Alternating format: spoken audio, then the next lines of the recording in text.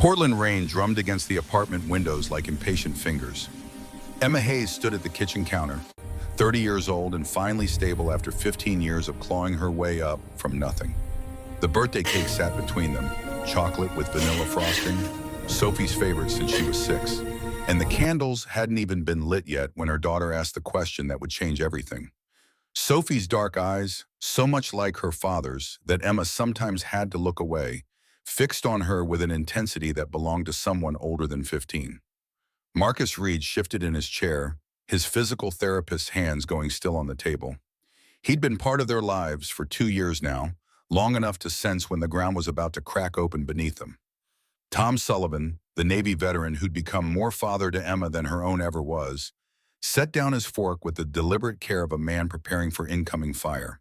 The question hung in the air. How come I've never met your parents? Emma's throat closed. 15 years of carefully constructed walls.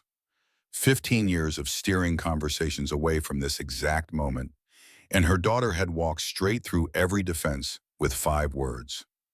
The apartment felt smaller suddenly, the warm yellow light from the overhead fixture too bright, too exposing. Of course, sweetheart. Her voice came out steadier than she felt, years of nursing training taking over. The same calm she used with patients in crisis. Sophie leaned forward, birthday forgotten. Why have I never met my grandparents? Where are they? Are they dead? The word hung between them like a blade.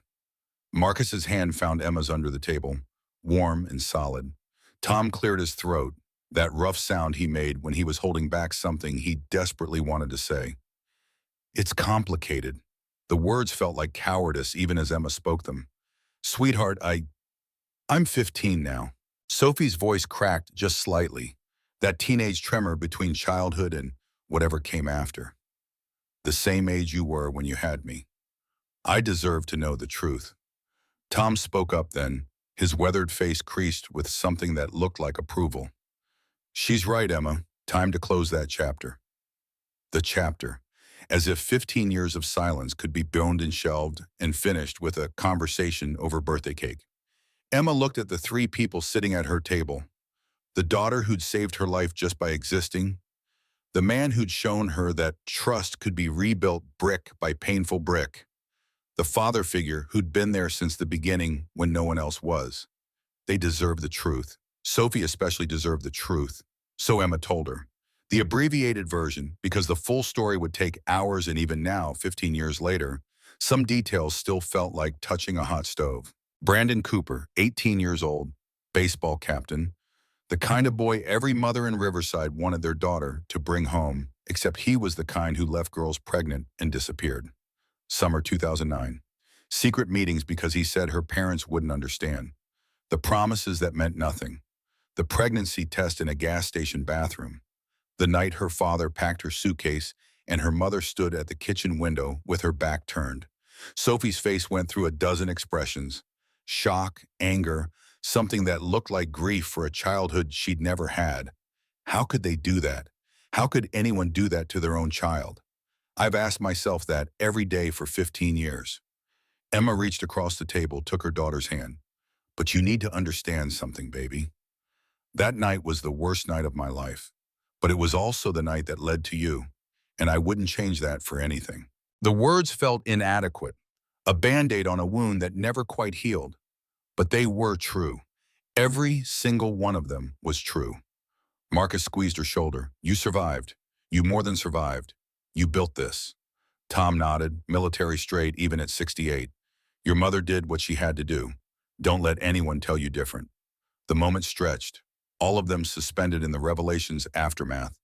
Then Sophie stood, walked around the table, wrapped her arms around Emma from behind. I love you, Mom. I'm sorry that happened to you. Emma closed her eyes, felt the tears come. Not sad tears exactly, something more complicated than that. The phone rang at 7:15 the next morning. Emma was pulling on scrubs for her shift at Mercy General when the unfamiliar number lit up her screen. She almost didn't answer. Telemarketers usually called this early, hoping to catch people off guard. But something made her swipe to accept. Ms. Hayes? Ms. Emma Hayes? The voice belonged to a man older with the kind of careful neutrality that law enforcement developed after years of delivering bad news. This is she. Emma sat down on the bed, sudden dread pooling in her stomach. Sophie was still asleep down the hall. Marcus had left an hour ago to prep for his first appointment. Tom was probably already at the gym, keeping his 68-year-old body in fighting shape. My name is Detective Frank Morrison. I'm with the Riverside Police Department, Cold Case Division. I'm calling about an investigation that involves events from 2009. The world tilted sideways. Riverside, 2009. Those two words together could only mean one thing, and Emma's mind immediately went to Brandon Cooper, to that summer, to everything she'd spent 15 years trying to forget. What case? Her voice came out smaller than she wanted. Melissa Cooper. She disappeared in October 2009, approximately 1 month after you left Riverside. Frank Morrison's voice remained professionally neutral, but Emma could hear the weight behind the words. We recovered her remains 3 weeks ago on the Cooper family property. Cause of death was manual strangulation. We're building a murder case against Brandon Cooper, and your name came up in our investigation. The room swam. Emma gripped the edge of the mattress, trying to anchor herself to something solid. Melissa, the blonde cheerleader she'd seen with Brandon at the library that day, wrapped in his Letterman jacket like a trophy. Emma had hated her for exactly 30 seconds before the betrayal cut too deep for anything as simple as jealousy. Melissa is dead? When Emma spoke, she barely recognized her own voice. We believe Brandon Cooper killed her. But this isn't an isolated incident, Ms. Hayes. We've identified a pattern. 3 other young women connected to Brandon Cooper, all missing or deceased. All from Riverside. All between 2008 and 2010. Morrison paused and Emma could hear papers shuffling on the other end. Ms. Hayes, I need to be direct with you. You were 15 years old when Brandon Cooper initiated a sexual relationship with you. He was 18. Under Washington state law, that's statutory rape. You're not just a witness to his pattern of predatory behavior. You're a victim. The word hit like a physical blow. Victim. Emma had never thought of herself that way, had spent 15 years building an identity around survival, around strength, around being more than what had been done to her. But hearing it spoken aloud by a police detective made something crack open inside her chest. I don't know if I can. The admission felt like weakness, but it was honest. I haven't thought about him in 15 years. I built a whole life away from that. I understand. Morrison's voice softened just slightly. But Ms. Hayes, Melissa Cooper can't testify. Sarah Mitchell can't testify. Jennifer Yates can't testify. You can. You're alive. You have a voice. And right now, that voice is the difference between Brandon Cooper walking free or spending the rest of his life in prison. Emma closed her eyes, saw Sophie's face from last night, asking about grandparents she'd never met, saw the birthday cake they'd finally cut after midnight, after the tears, after Emma had promised her daughter that honesty mattered more than comfort. If she was going to teach Sophie that speaking truth was worth the cost, she couldn't back down when her own truth demanded to be told. How long do I have to decide? Preliminary hearing is in 6 weeks. Morrison paused again. Ms. Hayes, there's something else you should know. We contacted your mother 3 months ago as part of our investigation. She gave us information that helped us locate you. Her mother, Margaret Hayes, who'd stood at that kitchen window 15 years ago and said nothing while Emma's world ended. The woman who'd chosen her husband's anger over her daughter's life. What kind of information? Emma's pulse hammered in her throat. She told us you'd changed your name, that Emma Hayes became Emma Sullivan. She'd hired a private investigator years ago and found you in Portland. Morrison's voice carried something that might have been sympathy. She never reached out, Miss Hayes, but she never stopped knowing where you were. The revelation hit like cold water. Her mother had known. For years, her mother had known exactly where she was and had chosen to maintain the silence. Emma didn't know if that made it better or worse. Thank you for the call, Detective Morrison. I'll think about what you said. I hope you do. We need you, Miss Hayes. Those girls need you. Emma ended the call and sat motionless on the bed, phone still in her hand. Through the wall, she could hear Sophie's alarm going off, that obnoxious pop song her daughter insisted on waking up to. Normal life, continuing as if the ground hadn't just opened beneath them. She didn't go to work, called in sick for the first time in 3 years, claiming a migraine that wasn't entirely a lie. Instead, she opened her laptop and typed Brandon Cooper's name into the search bar. The articles loaded one after another. Brandon Cooper arrested in cold case murder. Riverside man charged with 2009 killing. Cooper family responds to allegations against son. Each headline felt like picking at a scab she thought had healed over. The Cooper family, Richard Cooper, prominent developer, Helen Cooper, cardiologist, the Golden family of Riverside, untouchable and shining, and Brandon, their perfect son, baseball captain turned monster. Emma kept scrolling, looking for something she couldn't name. Then she found it, a small article buried beneath the coverage of Brandon's arrest. The date was from 2 months ago. Riverside woman dies alone in condemned home. Her finger froze on the trackpad. The article was only 3 paragraphs long, the kind of filler piece newspapers ran when they needed content but had no real story. Margaret Hayes, 67, found deceased in her home on Maple Street. Preliminary cause of death, cardiac arrest, no known surviving relatives. County handled final arrangements. No known surviving relatives, the words burned. Emma read them again, certain she'd misunderstood. But there they were, black and white on her screen. Her mother was dead, had been dead for 2 months. And no one, not Detective Morrison on the phone, not any official notification, no one had told her. The article continued. The Hayes property, located at 47 Maple Street, has been condemned by the city for over a year due to code violations and structural concerns. The home is scheduled for demolition as part of Cooper Development Corporation's Maple Street Revitalization Project. Cooper Development, Richard Cooper, Brandon's father. Emma's hands shook as she clicked through more searches. Found property records, sale negotiations, a pattern of acquisitions up and down Maple Street over the past 5 years.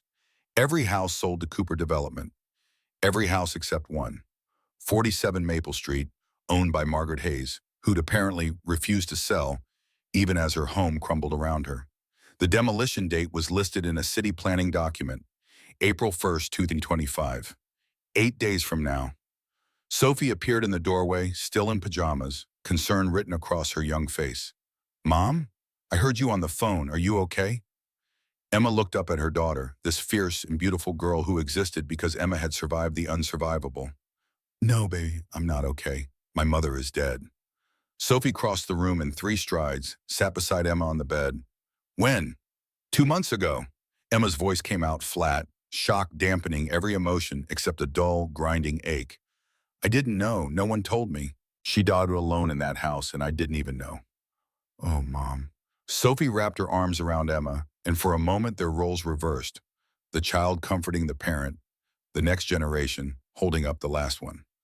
"I'm so sorry." Emma pulled back, looked at her daughter through blurred vision.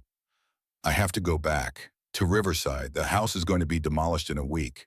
If there's anything left, any answers, I don't know. I just have to see." Marcus arrived within 20 minutes of Emma's text. Tom showed up right behind him, both men understanding without explanation that this was the kind of crisis that required presence, not questions. They sat at the kitchen table, the same table where they'd celebrated Sophie's birthday less than 12 hours ago, and Emma told them everything. The phone call, the articles, her mother dead and buried by strangers in a county plot. Tom's jaw tightened, that old military bearing coming through. "I should have checked on her. Should have gone back. You couldn't have known." Emma looked at this man who'd given her $200 and a business card on the worst night of her life, who'd visited her at Haven House when she was 16 and terrified, who'd held Sophie in the hospital while Emma underwent an emergency C-section. "You did more than anyone else, more than the people who were supposed to care." Tom shook his head, but didn't argue. "When do we leave?" Emma looked between the 3 of them, Marcus with his steady presence, Sophie with her determined expression, Tom with his set shoulders. "You don't have to." "The hell we don't." Tom's voice carried that tone that meant the discussion was over. "Your family. We go together, that's how this works." Marcus nodded. "I can get coverage for my appointments. We leave today if you want." Sophie stood up, already heading toward her room. "I'm packing. We're not doing this without me." Emma wanted to argue, wanted to protect her daughter from the wreckage of her past. But Sophie was 15, the same age Emma had been when her world shattered. Old enough to see the cracks in the foundation, old enough to help carry the weight. Tom waited until Sophie was out of earshot. He leaned across the table, voice dropping. Emma, I need to tell you something about the night your father kicked you out. Emma's stomach dropped. What about it? I saw you, standing on that porch with your suitcase. Tom's weathered face showed the same guilt Emma had been carrying for 15 years, as if they'd both been collecting each other's shame. I confronted your father, told him he was making the biggest mistake of his life. He told me to stay out of his business. Slammed the door in my face. The revelation landed heavy. You tried to stop him? I gave you $200 in my card, but I should have done more. Tom's voice cracked. Should have taken you in myself. Should have called child services. Should have. You were there. Emma reached across the table, gripped his hand. When no one else was there, you showed up. You've been showing up for 15 years. That's not nothing, Tom. That's everything. They left 3 hours later. 4 people crammed into Emma's aging Honda SUV, bags hastily packed, the kind of frantic departure that felt both necessary and insane. Sophie rode shotgun, her phone pressed to the window as Portland's familiar streets gave way to highway. Marcus sat behind Emma, his presence a steady anchor. Tom took the back row, already researching property records and city codes on his tablet. Emma drove, hands tight on the wheel, watching the landscape change through rain streaked glass. The drive to Riverside was 4 hours of retracing a path she'd sworn never to take again. Every mile marker felt like moving backward through time. Sophie broke the silence first. Tell me about Riverside. What was it like growing up there?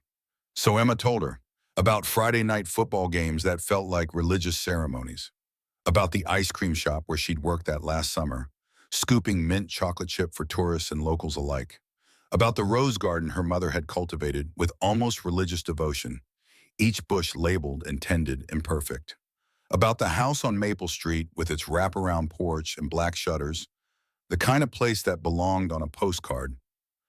It sounds nice. Sophie's voice carried a question underneath the statement. It was. Emma tightened her grip on the steering wheel. That's what made leaving so hard. It wasn't escaping some terrible place. It was losing something beautiful. Marcus spoke up from the back seat. What about your parents? What were they like before? Before, such a small word for such a massive divide.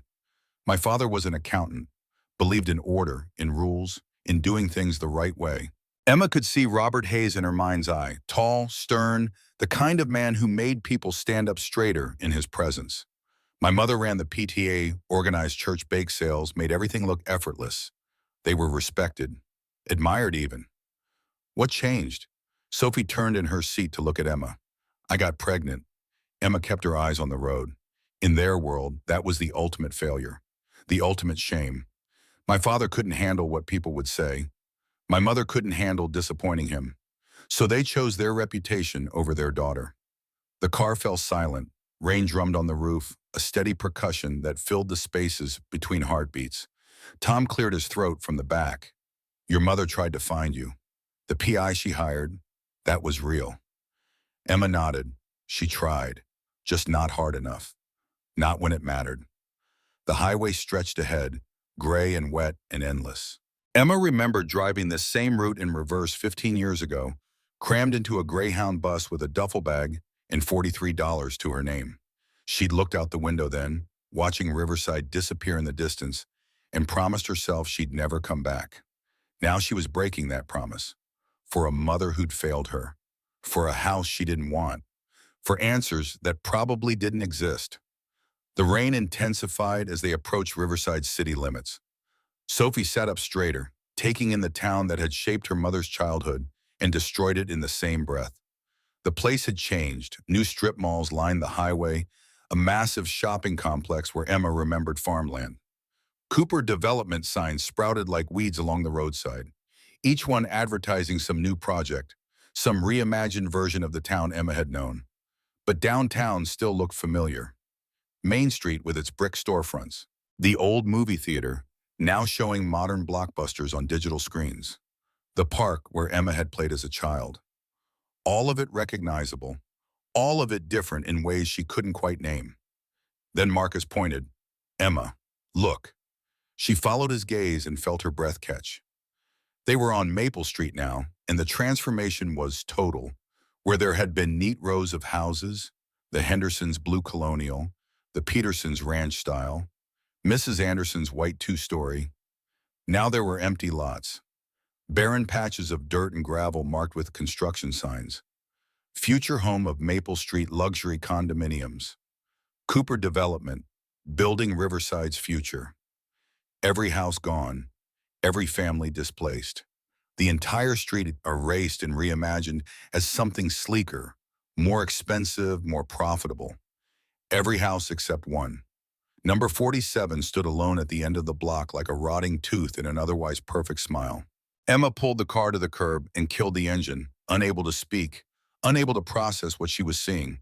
This was not the house she remembered. This was a nightmare version, a funhouse mirror reflection of her childhood home. The windows were boarded up with weathered plywood that looked years old. The roof sagged in the middle, shingles missing in patches that exposed black tar paper beneath. The front porch steps had rotted through in places, creating gaps like missing teeth. The white paint had peeled away almost entirely, leaving gray, sun-bleached wood visible underneath. And the rose garden, her mother's pride, the thing Margaret Hayes had tended with more care than she'd ever shown her daughter, was gone. Completely gone. Dead weeds choked through cracked earth where roses had once bloomed. The white trellis had fallen over, half buried in overgrown grass. Not a single flower remained. Mom. Sophie's voice was barely a whisper. Is that it? Emma couldn't answer. Couldn't make the words form. This couldn't be the same house. The house she remembered had been pristine, perfect, the physical embodiment of her mother's obsession with appearances. But there it was, undeniable. The brass numbers still visible on the front door, 47.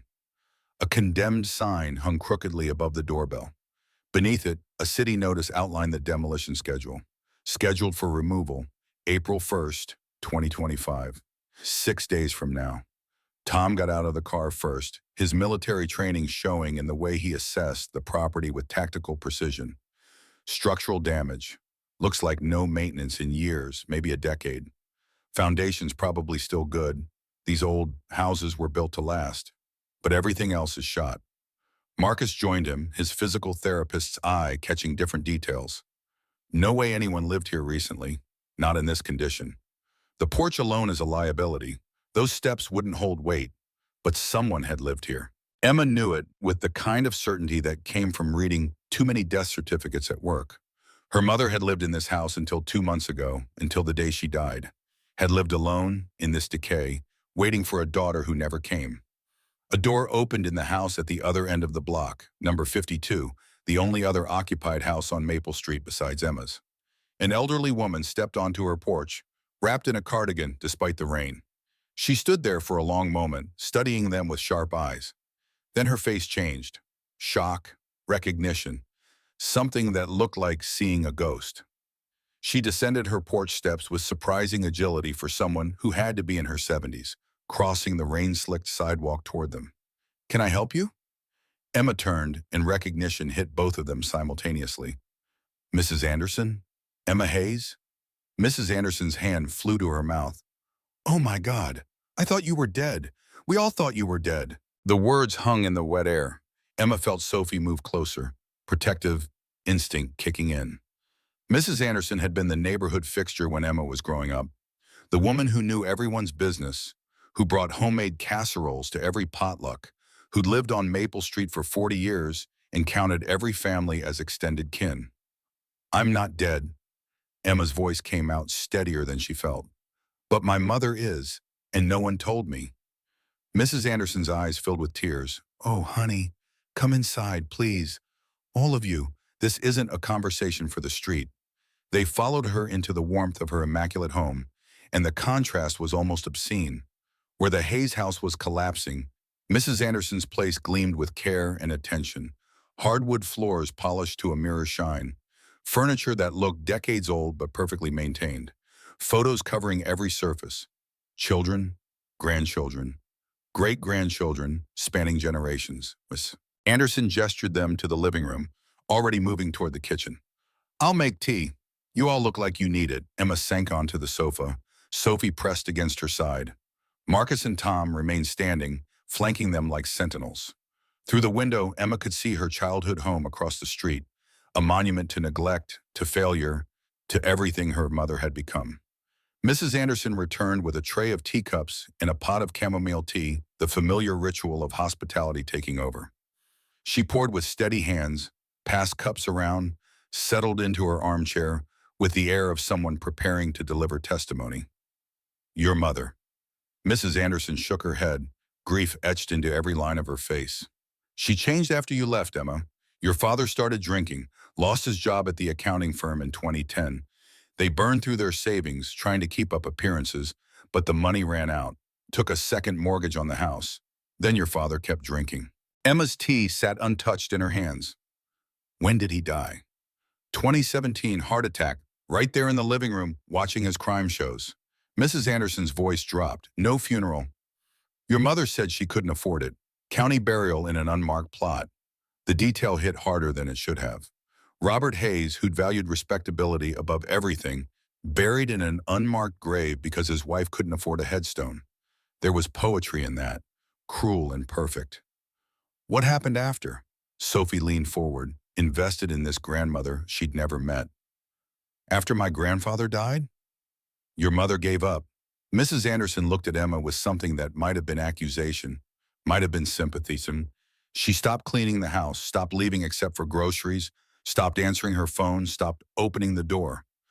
I tried, Emma. I called social services twice. They did welfare checks, but she was alive, so they left her alone. Emma's throat closed. For 8 years. 8 years her mother had lived like that, alone in that decaying house, waiting for something that never came. The week before she died. Mrs. Anderson set down her teacup with shaking hands. Richard Cooper came by. I heard them arguing on the porch. Your mother was shouting. I'd never heard her raise her voice like that. She said, I'll never sell. This house is for Emma. It's all I have left to give her. The words landed like blows. Emma had spent 15 years believing her mother had forgotten her, had moved on, had chosen the comfort of denial over the pain of remembrance. But Margaret Hayes had been holding on to the one thing she had left, the house, keeping it for the daughter she'd failed. Richard offered her $300,000. Mrs. Anderson continued, cash. The next day, your mother told him to get off her property or she'd call the police. That was the last time I saw her alive. 1 week later, the ambulance came. They brought her out, covered with a sheet. Marcus spoke up, his voice gentle but probing. Mrs. Anderson, did anyone check on Margaret regularly? Any family, friends, church members? Mrs. Anderson shook her head. The church asked them to leave after your father lost his job. The shame, you understand. And your mother had no family except you, Emma. No one came. Just me, and she wouldn't answer when I knocked. Emma stood abruptly, the teacup nearly slipping from her hands. I need to see the house. I need to go inside. Tom stood with her. It's condemned. Technically illegal to enter. I don't care. Emma's voice came out sharper than intended. It's my house now. I'm her only heir. I'm going inside. Mrs. Anderson nodded slowly. I have a key. Your mother gave it to me years ago in case of emergency. She stood, moved to a key rack by the door, selected a brass key that looked ancient. But Emma, honey, be prepared. It's not what you remember. Nothing is. Emma took the key, felt its weight in her palm. Thank you, Mrs. Anderson, for trying, for caring when no one else did. They crossed the street in the rain, 4 figures moving toward a house that looked like it belonged in a horror movie rather than a suburban neighborhood. Tom tested each porch step before putting weight on it, military caution overriding everything else. Marcus stayed close to Sophie, ready to catch her if the rotted wood gave way. Emma reached the door, slid the key into the lock. It turned with surprising ease, as if the house had been waiting for this exact moment. The door swung open with a horror movie creak, revealing darkness beyond. Power's off.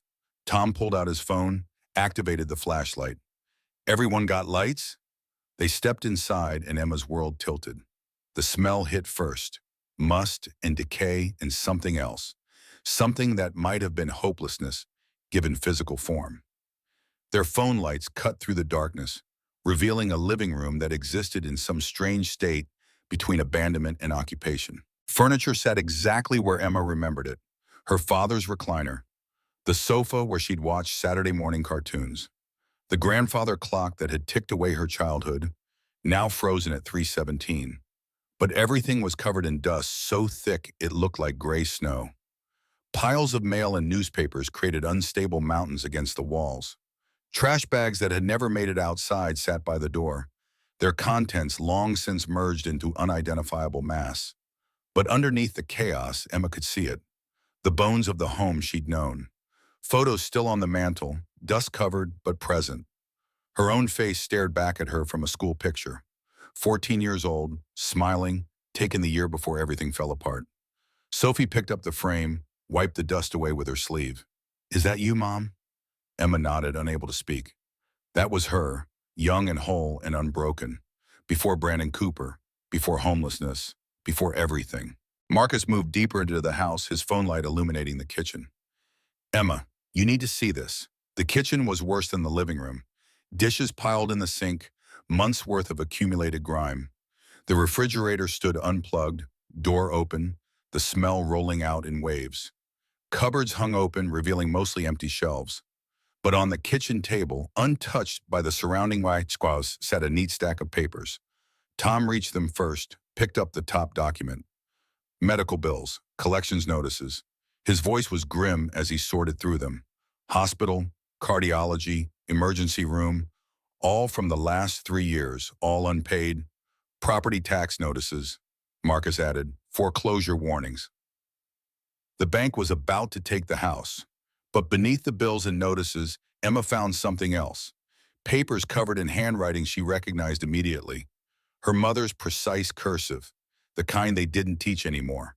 Letters, dozens of letters, all addressed to Emma, all unsent. Her hands shook as she picked up the first one, dated July 2017.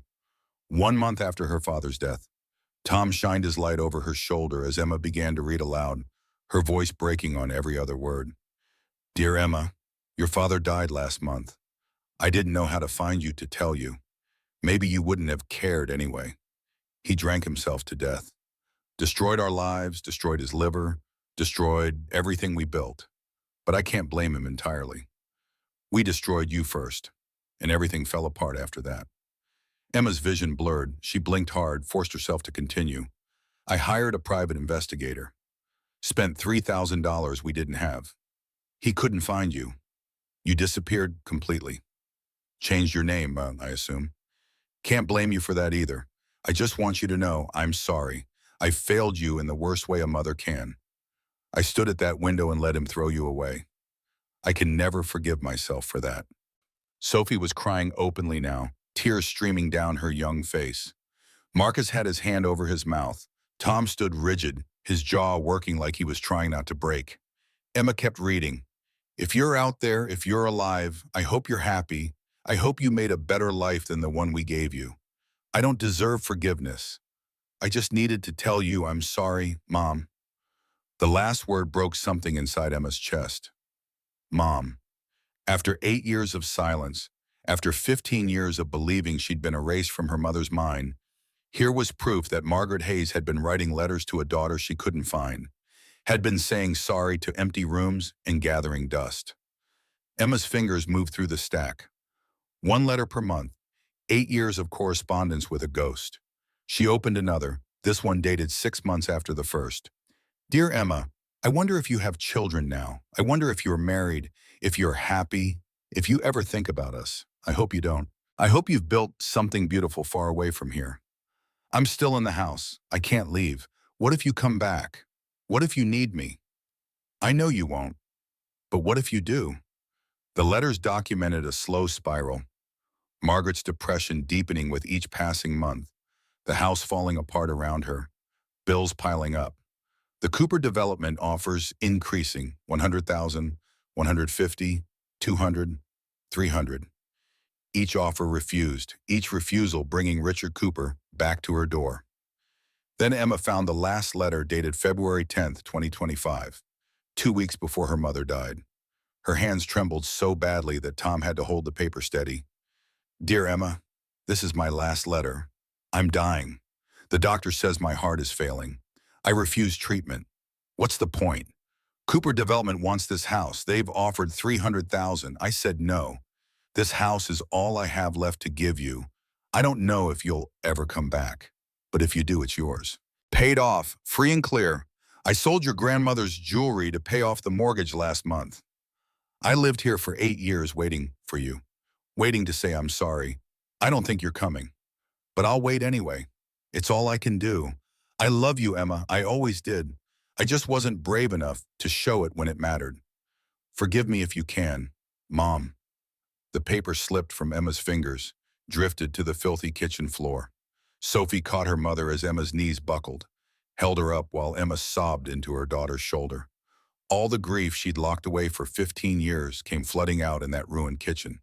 Grief for the mother she'd lost, for the father who'd failed her, for the girl she'd been before the world taught her how cruel it could be. Marcus and Tom stood guard, letting Emma break in the safety of people who loved her. Outside, rain hammered against boarded windows. Inside, a daughter mourned the mother who'd been too broken to save herself, but had tried, in the end, to save her child. Emma couldn't stop shaking. The letters lay scattered across the filthy linoleum like evidence at a crime scene, each one a confession her mother had written to empty air. Sophie held her mother's weight, this 15-year-old girl suddenly bearing the grief of 2 generations. Tom moved first, practical even in crisis, gathering the letters with careful hands and tucking them into his jacket. "We need to search the rest of the house." Marcus's voice cut through Emma's spiraling thoughts, anchoring her back to the present.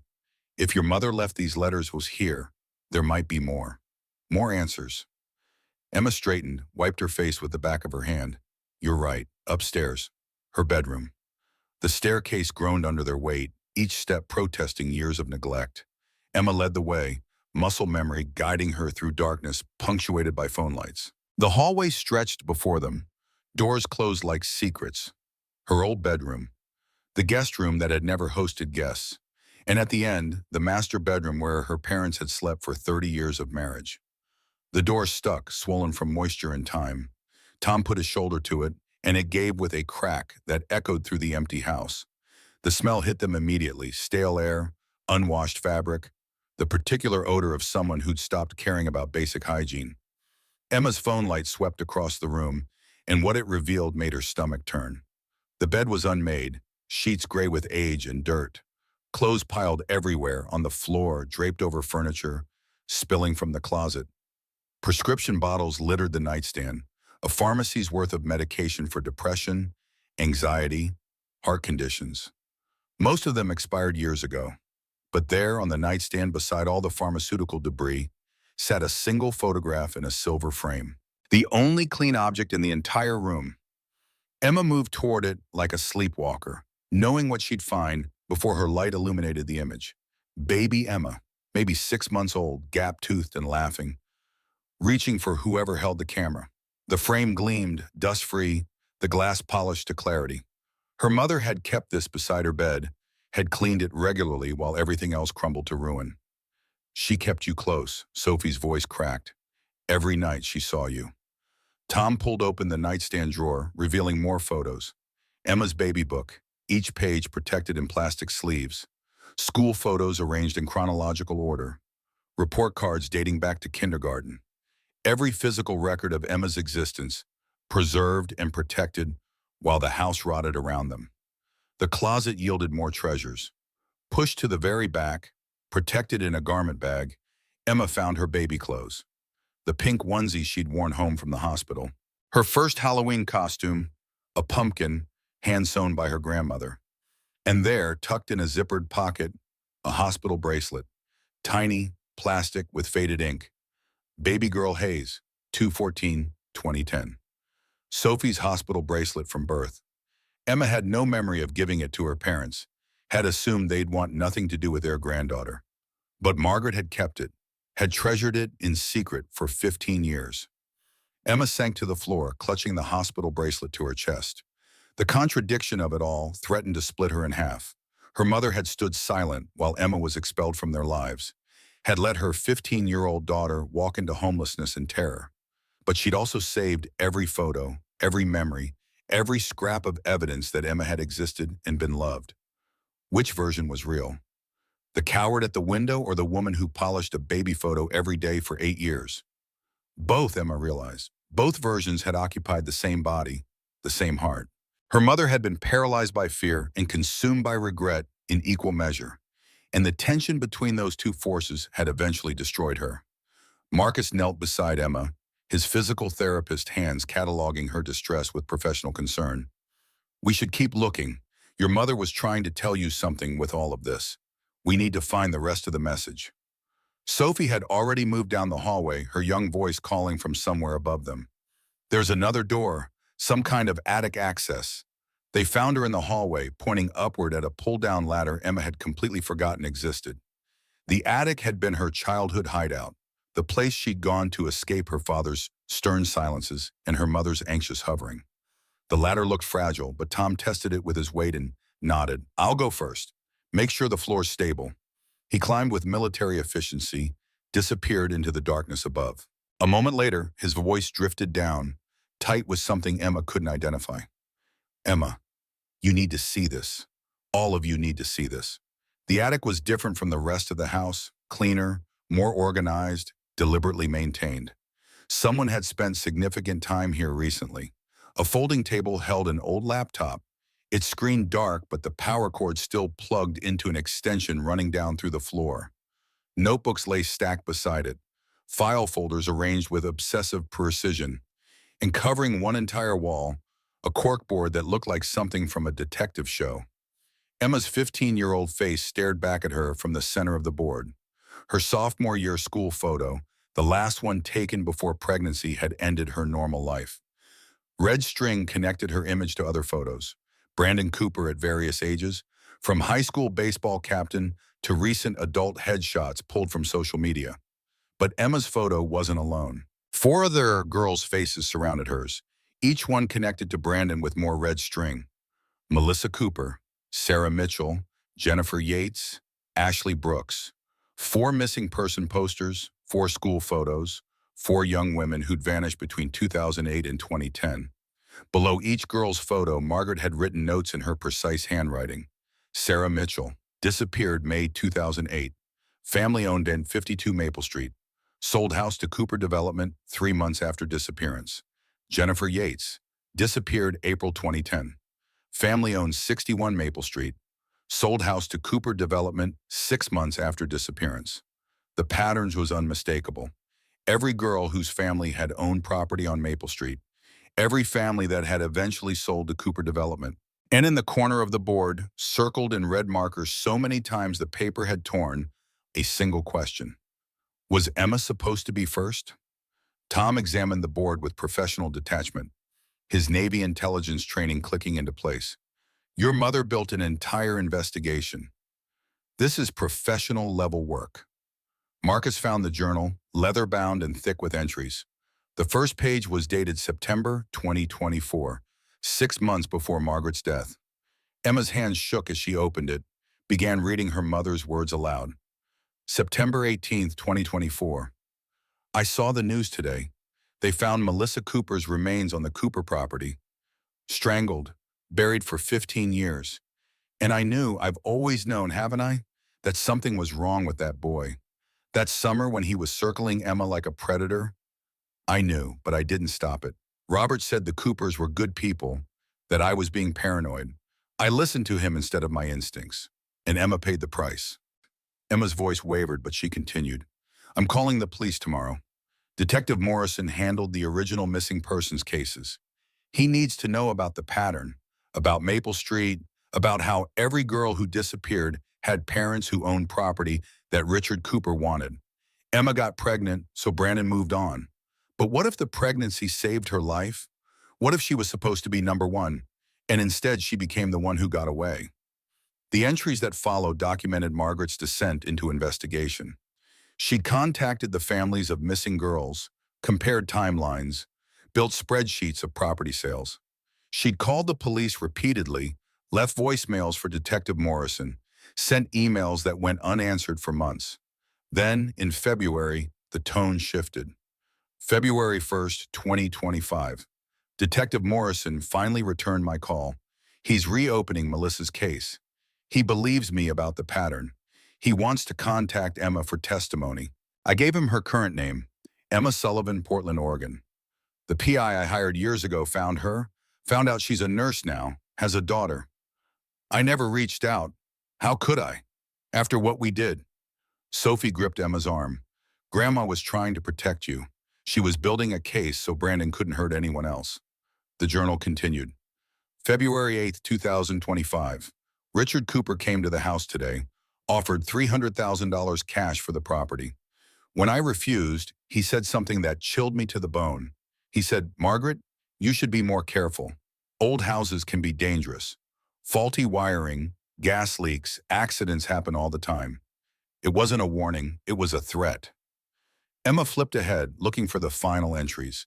Found one dated February 15th, just 8 days before her mother's death. February 15th, 2025. Saw Dr. Helen Cooper today for my heart. The palpitations are getting worse. She prescribed new medication, digoxin. She said it would help regulate my rhythm. But why would she treat me? The Coopers and I haven't spoken in years, not since I refused to sell. She insisted, said as my doctor it was her duty. But something feels wrong, the way she looked at me when she handed over the prescription, like she was measuring me for a coffin. Marcus took the journal from Emma's numb fingers, read the last entry. February 20th, 2025. The medication is making everything worse. Racing heart, dizziness, nausea. Dr. Cooper says this is normal, that my body needs time to adjust. But I don't trust her. I don't trust any of them. If something happens to me, if I die before Emma comes home, I want her to know I never stopped loving her. I never stopped trying to make things right. This investigation is my apology. This house is my inheritance. Find the truth, Emma. Finish what I started. 3 days later, Margaret Hayes was dead. Tom had found something else, a plastic bag containing a prescription bottle. He held it up to the light, read the label. Digoxin, 0.25 mg, prescribed by Dr. Helen Cooper, dated February 10th, 2025. Emma's nursing training kicked in, overriding the emotional paralysis. Let me see that. She examined the bottle, noted that it was still mostly full. Your mother barely took any of these. If the prescription was supposed to help her heart, why would she stop taking them? Unless she realized they were making her worse. Marcus's background in physical therapy meant he understood medication interactions, side effects, the way bodies responded to chemical intervention. Digoxin is tricky. The therapeutic window is narrow. Too little does nothing. Too much causes heart arrhythmia, which can trigger a heart attack. Emma felt the pieces clicking together, each one more damning than the last.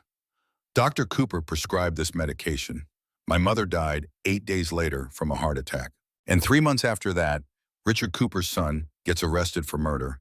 And suddenly they need my mother's house demolished before anyone can investigate too closely.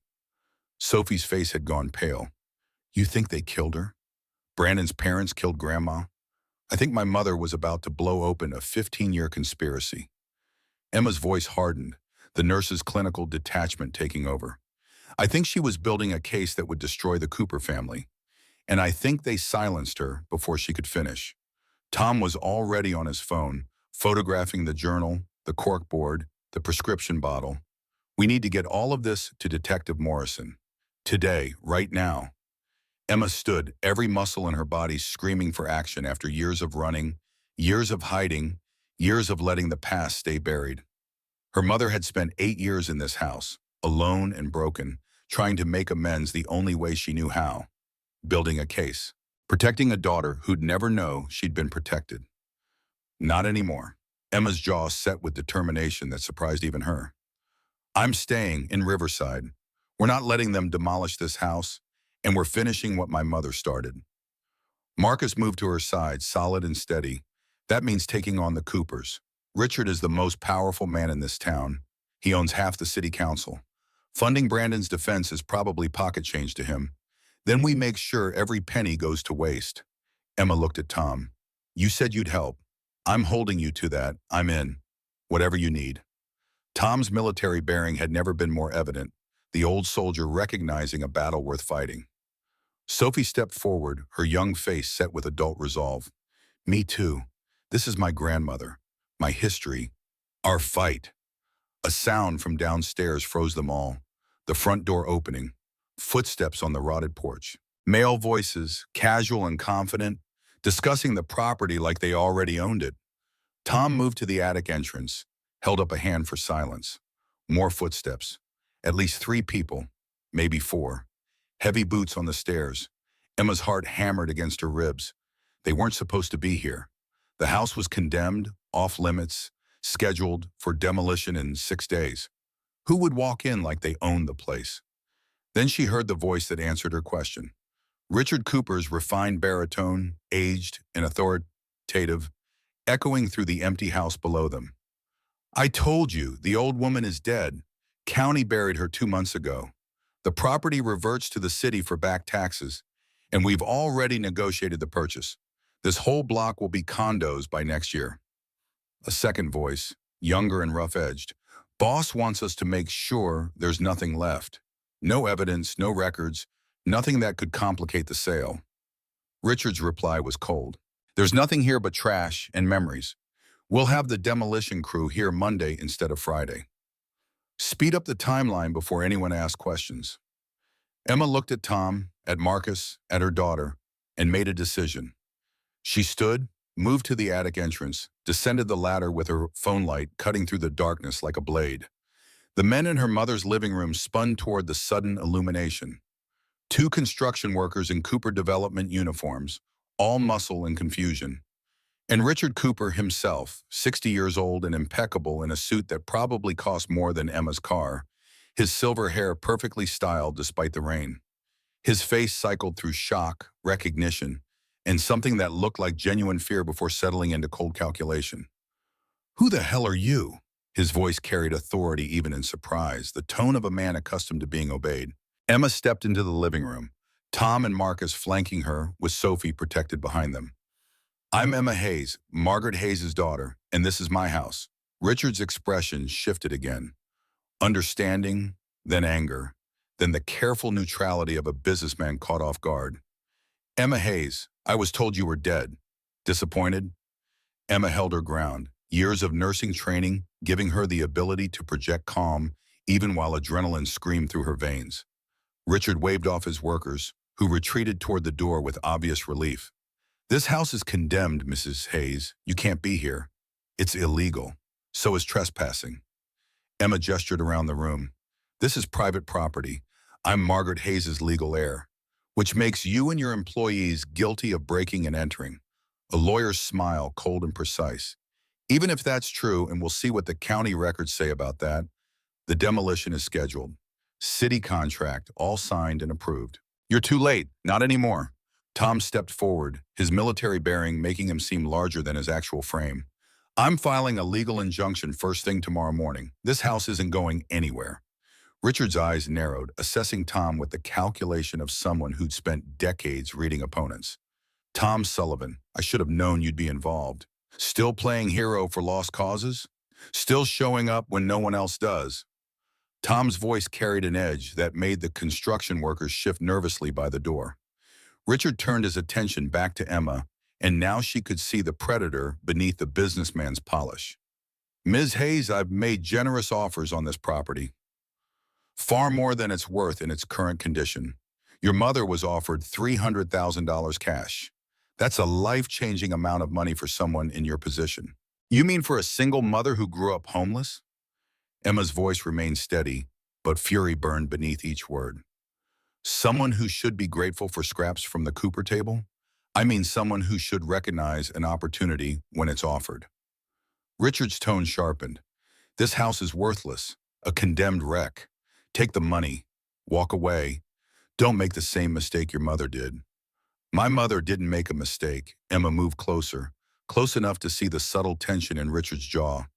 She refused to sell because she knew what you were doing, what your family has been doing for 15 years. Careful, Ms. Hayes. Richard's voice dropped to something that might have been a threat or a warning or both. Accusations require evidence. We have evidence. Emma let the words hang in the air, watched Richard's face for any reaction. My mother spent 6 months investigating your son. She documented everything. The pattern, the timeline. The girls who disappeared after their families wouldn't sell to you. Richard's expression didn't change, but something flickered in his eyes. Not quite fear, but recognition that the game had shifted. Your mother was a disturbed woman, mentally ill, living in squalor. Anything she wrote would be the ravings of someone who'd lost touch with reality. She was investigating a serial killer. Marcus's voice cut through the tension, and building a case that's currently sitting with Detective Morrison. All of her research, all of her evidence, everything she found about Brandon and the missing girls. Now Richard's composure cracked, just slightly, a tightening around the eyes, a moment's hesitation before he responded. My son is innocent. These charges are a witch hunt by a small-town police department desperate for closure. 4 girls are dead or missing. Emma's voice rose, anger finally breaking through the professional calm. 4 families destroyed. And my mother figured out why, because you wanted their land. Brandon was eliminating obstacles for dear old Dad's development empire. That's slander. Richard took a step forward, and Tom moved to intercept him. You have no proof, no evidence, nothing but the fantasies of a mentally ill woman who died alone and forgotten. Sophie spoke up then, her young voice steady and clear. My grandmother wasn't forgotten. She was murdered. And we're going to prove it. Richard went very still. Dangerous words, young lady. Heart attacks are natural causes, especially for someone with your grandmother's health problems, unless someone gave her the wrong medication. Emma pulled out her phone, showed him a photo Tom had taken of the prescription bottle. Dr. Helen Cooper prescribed digoxin to my mother 8 days before she died. My mother, who had no previous heart condition requiring that medication, who suddenly developed severe symptoms after starting it, who died of a convenient heart attack 3 days later. Richard's face had gone pale beneath his expensive tan. Helen is a respected cardiologist. She treated your mother in good faith. Did she? Or did she prescribe medication that would trigger the exact outcome you needed? Emma felt the pieces aligning, felt the truth crystallizing from suspicion into certainty. My mother was about to expose your son. She was cooperating with police. She refused to sell you the last piece of property you needed. So your wife killed her and made it look natural. You're insane. Richard's voice had lost its polish, becoming something harsher. You have no proof of any of this. Your mother died of natural causes. The medical examiner ruled it a heart attack. Then we'll request an autopsy. Tom's voice was iron. Exhume the body, run toxicology. Let's see what levels of digoxin were actually in her system. Richard turned toward the door, his composure returning like armor. Do what you want, Miss Hayes. You'll find nothing because there's nothing to find. But I'll give you some advice. Take the money, sell this house. Walk away while you still can. Your mother should have known when to quit. Look where that stubbornness got her. The threat was clear, barely masked beneath the veneer of business advice. Emma felt Sophie tense behind her, felt Marcus shift his weight in preparation for confrontation. But it was Tom who spoke, his voice carrying the weight of decades and the authority of someone who'd seen real combat, real threats, real danger. I remember you, Richard. Tom's words came out measured and cold. August 2009, the day after Robert Hayes kicked his pregnant daughter onto the street. You showed up at their house, talked to Robert on the front porch for about 20 minutes. I was watching from my yard. Richard froze halfway to the door. I don't know what you're talking about. I think you do. Tom moved forward, and despite being a decade older than Richard, he suddenly seemed like the more dangerous man. Emma getting pregnant complicated things, didn't it? Her family was supposed to sell quietly and move away like all the others. But a pregnant teenager? That's messy. That draws attention. That makes people ask questions. You're senile, old man. Richard's voice had gone brittle. I'm a lot of things, but senile isn't one of them. Tom's eyes narrowed. I saw you hand Robert an envelope, thick envelope. Then you pointed at Emma's window, and you talked some more. The next day, Robert kicked Emma out with nothing but a suitcase and her shame. Emma felt her world tilt again, reality rearranging itself into a shape even more monstrous than she'd imagined. "You paid my father?" Her voice came out barely above a whisper. "You paid him to throw me out?" Richard's face had gone stony, the businessman's mask fully in place. "I have no idea what this delusional veteran thinks he saw, but I'm done entertaining your conspiracy theories. Take the money or don't. The house gets demolished either way." He walked out, his expensive shoes tracking mud across the filthy floor. His construction workers scrambled after him. The front door slammed hard enough to shake dust from the ceiling. The four of them stood in the wreckage of Margaret's living room, rain drumming on the boarded windows, the full weight of revelations settling over them like a shroud. Emma's father hadn't just been a rigid man protecting his reputation. He'd been paid to expel his own daughter, paid to protect the Cooper family's secrets by eliminating a complication before it became a problem. And when that payment ran out, when the drinking and the guilt consumed him, the Coopers had simply moved on to the next phase of their plan, buying the property after the family collapsed from within. Sophie's hand found Emma's, squeezed tight. "We're not leaving, right? We're staying and fighting?" Emma looked around the house where her mother had died alone, where 8 years of letters had piled up unsent, where an investigation had been built in secret because Margaret Hayes had been too ashamed to reach out, but too determined to let Brandon Cooper keep destroying lives. "We're staying." Emma's voice carried a conviction that came from somewhere deeper than anger, somewhere bedrock solid and immovable. "We're going to save this house, testify against Brandon, prove that his parents killed my mother, and we're going to finish what she started. Tomorrow we file the injunction." Marcus pulled out his phone, already composing messages. "I know a property attorney in Seattle. She owes me a favor. We'll get you the 90-day extension to bring the house up to code, and I'll take everything to Detective Morrison." Tom gestured to the attic above them. Every piece of evidence Margaret collected, every journal entry. "We build the murder case alongside the Brandon trial." Emma nodded, feeling something shift inside her chest. Not healing exactly, but the first stirrings of purpose after years of simply surviving. Her mother had waited 8 years for a reunion that never came, had died trying to protect a daughter who didn't know she needed protecting. The least Emma could do was honor that sacrifice by seeing the fight through to its end. They left the house as dawn began breaking through the rain, 4 figures moving toward Tom's truck, with boxes of evidence and the weight of revelation. Emma took one last look at the condemned building that held 15 years of her family's secrets. 6 days until demolition. 90 days to restoration if the injunction held. A lifetime of grief to process. But for the first time since receiving Detective Morrison's phone call, Emma felt something other than pain. She felt ready. Detective Frank Morrison's office smelled like burnt coffee and old case files. Emma sat across from him at 7 in the morning. Boxes of Margaret's investigation spread across his desk like evidence of a life spent chasing ghosts.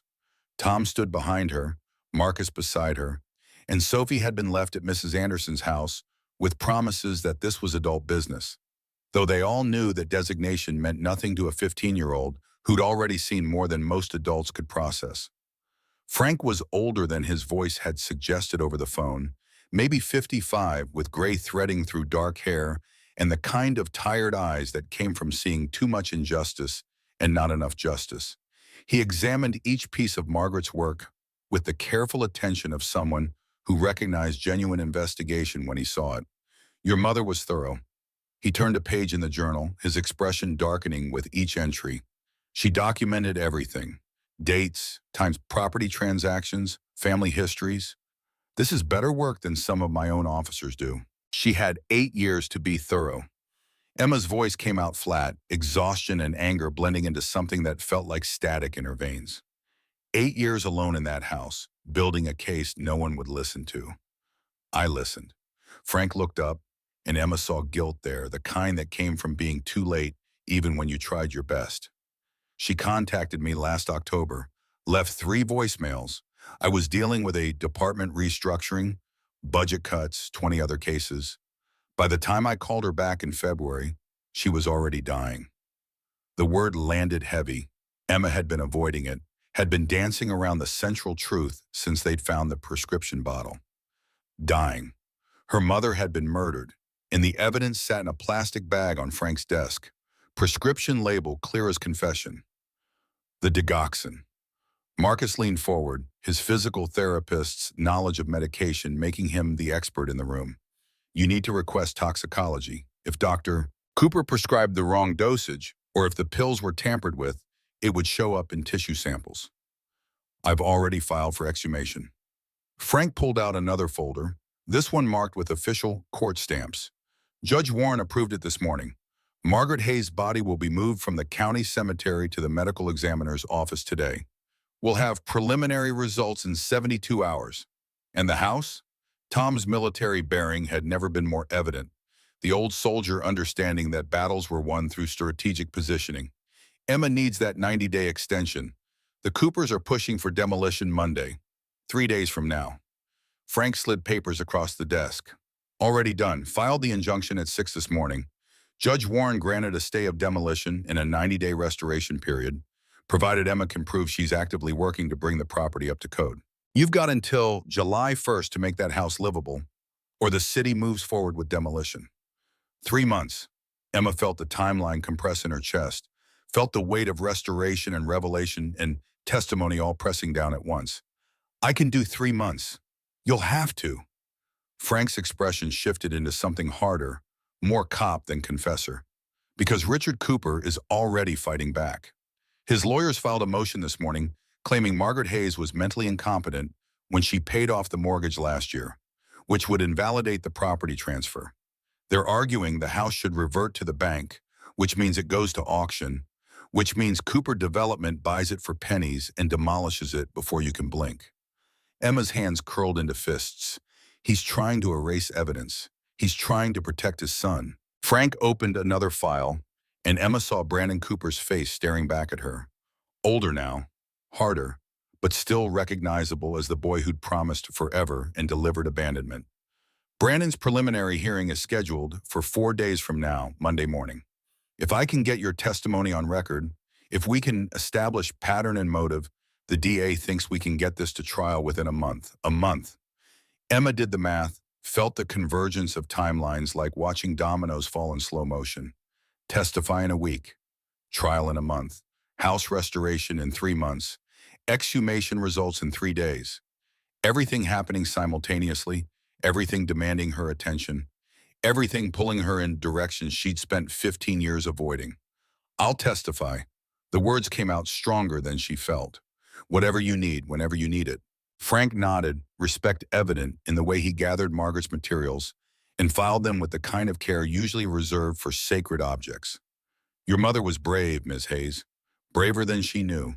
She stood up to the most powerful family in this county, knowing it might cost her everything. And it did. The least we can do is make sure that cost meant something. They left the police station into morning sun that felt wrong, too bright for the weight they carried. Emma checked her phone and found 17 missed calls. Reporters, she realized. The media somehow already aware that Emma Hayes had returned to Riverside and was challenging the Cooper empire. Marcus took the phone from her hand, turned it off, and tucked it into his jacket pocket. You don't have to talk to anyone yet. His voice was gentle but firm, the same tone he used with patients who'd pushed themselves too hard. Right now, you focus on the injunction requirements. Make a plan for the house. Everything else can wait. Tom was already on his own phone, scrolling through contacts accumulated over 70 years of showing up when people needed him. I know a contractor who owes me a favor. Good guy, honest, won't try to gouge you. And there's a roofer in Tacoma who worked on my house last year. I'll make calls. Emma wanted to argue that she could handle it, that she didn't need help, that she'd spent 15 years learning to do everything alone. But the truth was she'd never been truly alone. Tom had been there, Marcus had shown up, Sophie had existed, Gloria Martinez at Haven House had offered sanctuary when sanctuary was the difference between survival and collapse. The myth of self-sufficiency was just that, a myth. Real strength looked like accepting help when it was offered. County Courthouse was 10 minutes away. Judge Patricia Warren's chambers were exactly what Emma expected. Law books floor to ceiling, American flag in the corner, framed degrees documenting a career spent trying to make the legal system serve justice instead of just power. The judge herself was 62, black, with the kind of presence that suggested she'd heard every argument and wasn't impressed by most of them. Ms. Hayes, Judge Warren gestured to the chairs across from her desk. I've reviewed your petition. You're asking for 90 days to restore a house that's been condemned for over a year. That's ambitious. It's necessary. Emma sat with her spine straight, channeling every ounce of authority she'd developed as a charge nurse dealing with hostile doctors and insurance companies that valued profit over patient care. My mother died protecting that house. The least I can do is honor her sacrifice by saving it. Your mother died of a heart attack. Judge Warren's tone suggested she knew there was more to the story but couldn't acknowledge it without evidence. And while I've granted your stay of demolition, I need to be clear about expectations. You'll need to hire licensed contractors, pull proper permits, pass inspections at 30, 60, and 90 days. If you miss any of those benchmarks, the demolition proceeds immediately. I understand. Emma met the judge's gaze without flinching. I'm a nurse. I'm used to working under pressure with lives on the line. This house won't beat me. Something shifted in Judge Warren's expression, the barest hint of approval. Your petition also requests exhumation and autopsy of Margaret Hayes' remains. That's been approved separately. The medical examiner has 72 hours to complete toxicology and deliver preliminary findings. What happens if the toxicology shows foul play? Tom's voice carried weight, the veteran understanding that rules mattered less than who enforced them. Then we have a murder investigation, and everything changes. Judge Warren looked at Emma with something that might have been sympathy or might have been warning. Be prepared, Ms. Hayes. The Coopers have deep pockets and long memories. If you're going to fight them, fight smart. They spent the afternoon at the house, this time with clipboards and measuring tapes and the grim assessment of structural engineers who'd agreed to evaluate the property pro bono after Tom called in favors accumulated over decades. The news wasn't good, but wasn't catastrophic. Foundation was solid. Those old post-war builders had known their craft. But the roof needed complete replacement. The electrical system was a fire waiting to happen. Plumbing hadn't been updated since 1985, and the cosmetic damage would take weeks of intensive labor to repair. The lead engineer, a woman named Sarah Martinez, who turned out to be Gloria's niece, delivered her verdict with the apologetic professionalism of someone who hated being the bearer of bad news. $75,000 minimum, and that's with volunteer labor for demolition and cleanup. If you're paying market rates, you're looking at closer to $100,000. Emma's savings account held $31,000, accumulated over 15 years of careful budgeting and sacrifice. Tom had offered $10,000. Marcus had pledged $5,000. They were $29,000 short of minimum, and that was assuming nothing went wrong, no hidden problems, no code violations that required expensive solutions. We'll figure it out. Sophie appeared from the second floor, dust in her hair and determination in her young face. We could do a GoFundMe. People love underdog stories. Single mother fighting evil corporation to save her dead mother's house? That's basically a movie. Sarah Martinez smiled at that, the first genuine warmth Emma had seen from the engineer. Your daughter's not wrong. I've seen crowdfunding campaigns raise six figures for less compelling causes. And if the media is already sniffing around this story, you could leverage that attention into donations. Emma had spent 15 years avoiding attention, had built her life around being invisible, unmemorable, just another single mother among millions. The idea of broadcasting her story to strangers on the internet felt like stripping naked in public. But Sophie was right. This wasn't about pride anymore. This was about justice, and justice required witnesses. Okay. Emma pulled out her phone, the screen cracked from years of hard use. We do a GoFundMe. We tell the story. We ask for help. Marcus was already typing on his phone. I'll handle the campaign. Professional write-up, photos of the house before and after your mom stopped maintaining it. Your story about being kicked out at 15. We'll have it live by tonight. Tom was making more calls, his weathered face set in concentration. My buddy who owns the hardware store is donating materials at cost. That cuts about $15,000 off the budget right there. And I've got 3 other contractors calling me back about volunteering labor on weekends. Sarah Martinez packed up her equipment, handed Emma a thick folder of inspection reports and permit requirements. You've got a week to pull permits and hire licensed contractors for the major systems. I'll expedite the inspection schedule if you need it. but you'll need to show progress. Judge Warren wasn't kidding about those benchmarks. They worked until dark, marking walls that needed demolition, documenting damage, creating lists that grew longer with each room they examined. Emma found herself in her old bedroom at some point, standing in the space where she discovered she was pregnant, where she'd hidden the positive test under her mattress for 3 days before working up the courage to tell her parents. The room was smaller than memory suggested, barely big enough for the twin bed and desk that had once filled it. Posters had left sun-faded rectangles on the walls. Her closet door hung open, revealing wire hangers and the ghost of a childhood she'd never finished living. Sophie found her there, this daughter who'd never had the luxury of a stable childhood room, who'd grown up in shelters and cramped apartments, and finally a 2-bedroom place in Portland that felt like a palace compared to where they'd started. "Was this your room?" Sophie's voice was soft, respectful of the memories that hung in the air like incense. "This was my room." Emma ran her hand along the wall, felt the texture of ancient wallpaper beneath her palm. "I was your age when everything changed. 15 years old and stupid enough to believe in promises." "You weren't stupid, Mom." Sophie moved to stand beside her, shoulder to shoulder in the gathering dark. "You were 15. You trusted someone you shouldn't have. That's not stupid, that's just being 15.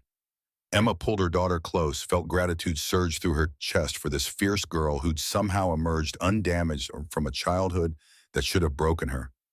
"You're going to be so much smarter than I was. I learned from the best." Sophie rested her head on Emma's shoulder. "We're going to save this house, right? Make it beautiful again? Make Grandma proud? We're going to try." Emma kissed the top of her daughter's head. That's all anyone can do. Try and hope it's enough. The letter arrived 3 days later, delivered by registered mail that required Emma's signature, and sent her heart rate spiking before she'd even opened the envelope. Inside, expensive letterhead announced it was from Whitmore and Associates, attorneys at law, Los Angeles, California. The letter was brief and devastating in its efficiency. "Dear Ms. Hayes, we represent Brandon Cooper in the matter of State of Washington v. Cooper. Be advised that any testimony you provide regarding events from 2009 will be thoroughly investigated and challenged. Our client maintains his innocence, and we have substantial evidence suggesting your allegations are motivated by financial desperation rather than factual accuracy. Additionally, be aware that discussing pending litigation with media outlets may constitute defamation and will be prosecuted to the full extent of the law. Any public statements you make regarding our client or his family will be considered potential grounds for civil litigation. We strongly advise you to reconsider your participation in this matter. The consequences of false testimony include perjury charges and civil liability that could financially devastate you and your family for decades. Respectfully, Marcus Whitmore." Escudo Emma read the letter 3 times, feeling the threat beneath the legal language, feeling the weight of the Cooper machine gearing up to crush her. Tom read it over her shoulder and immediately called Detective Morrison. Marcus photographed it for evidence. Sophie stood in the kitchen doorway, face pale but jaw set. "They're trying to scare you." Sophie's voice shook slightly, betraying her age despite her attempted bravery. "Don't let them. I'm terrified." Emma set the letter down, looked at her daughter with honesty that felt necessary. "They have money and lawyers and power. We have the truth. Sometimes that's not enough. It has to be enough." Sophie crossed the kitchen, stood toe-to-toe with her mother. "Because if it's not, if powerful people can just hurt whoever they want and get away with it, then what's the point? What's the point of anything?" The question hung in the air, unanswerable and essential. Emma thought about Margaret, sitting alone in this house for 8 years, building an investigation that would cost her everything. She'd done it because the point was trying, was standing up, was refusing to let injustice become invisible just because fighting it was hard. "You're right." Emma straightened her spine, felt something click into place. "They can threaten all they want. I'm still testifying." Frank Morrison arrived within the hour, read the letter with the grim satisfaction of a cop who'd been proven right about an adversary's tactics. This is witness intimidation. It's also incredibly stupid, because it gives us ammunition. Whitmore's playing hardball because he knows his client is guilty. Brandon's preliminary hearing is Monday morning, the day after tomorrow. Tom had been researching Washington state legal procedures. His Navy intelligence background making him naturally suited for parsing complex systems. Emma testifies, the judge determines if there's enough evidence for trial. If yes, trial gets scheduled within 30 days. Emma nodded, throat tight. What do I need to prepare? Just tell the truth. Frank's voice was steady, anchoring. District Attorney Chen will ask about your relationship with Brandon. The timeline, the pregnancy, how he abandoned you. Defense will try to discredit you, make you seem like you're lying for attention or money. Stay calm, stick to facts. Don't let them rattle you. Easier said than done. Emma had spent 15 years avoiding confrontation, had built a life around being helpful and agreeable and unthreatening. The idea of sitting in a courtroom and calling Brandon Cooper a predator while his expensive lawyers tried to destroy her credibility felt like volunteering for emotional dismemberment. But Sophie was right. If the truth didn't matter, nothing mattered. Riverside County Courthouse was a brutal modernist building from the 1970s, all concrete and small windows, designed to be imposing rather than welcoming. Emma wore her best outfit, black pants and a burgundy blouse that Marcus said made her look professional and trustworthy. Sophie stayed with Mrs. Anderson despite protesting that she should be allowed to support her mother. Tom and Marcus flanked Emma like bodyguards as they walked through a gauntlet of reporters shouting questions. Ms. Hayes, why come forward now after 15 years? Is it true you're suing the Cooper family? How much money are you asking for? Have you spoken to Brandon Cooper's other victims? Emma kept her eyes forward, let Tom and Marcus create a barrier between her and the cameras. Frank met them at the courthouse entrance, guided them through security, and up to the third floor where courtroom C waited like a mouth ready to swallow them whole. The preliminary hearing was smaller than she'd expected. Judge Warren presiding from her elevated bench, looking down on the proceedings with impartial authority. District Attorney Sarah Chen at the prosecution table, 45 and fierce in a navy suit, her trial reputation preceding her. And at the defense table, Brandon Cooper himself, Emma's breath caught. She'd prepared herself for this moment, had rehearsed staying calm and professional. But seeing him in person, 15 years older but still recognizable, still carrying that easy confidence that had made her 15-year-old heart stutter, felt like touching a live wire. Brandon looked at her across the courtroom, and something flickered in his eyes. Not remorse, not even real recognition. Just cold assessment, the way a predator might evaluate prey it had already discarded. Beside Brandon sat Marcus Whitmore, the LA attorney who'd sent the threatening letter. He looked exactly like his letterhead. Expensive suit, perfect hair, the kind of polish that came from never having worried about rent or groceries or whether your child had adequate winter clothes. Judge Warren called the hearing to order. Ms. Chen, you may call your first witness. The state calls Emma Hayes. Emma stood, legs shaking beneath her professional veneer, and walked to the witness stand. The bailiff swore her in, and she repeated words about truth and whole truth and nothing but truth, and prayed she'd have the courage to deliver on that promise. Sarah Chen approached with a kind smile that didn't reach her eyes. The prosecutor understood this was warfare, just civilized warfare, and Emma was a weapon she needed to wield carefully. Ms. Hayes, please state your full name and age for the record. Emma Sullivan, 30 years old. Her voice came out steadier than expected. Years of speaking over hospital cows giving her the ability to project calm even in crisis. And what was your birth name? Emma Hayes. I changed it legally when I was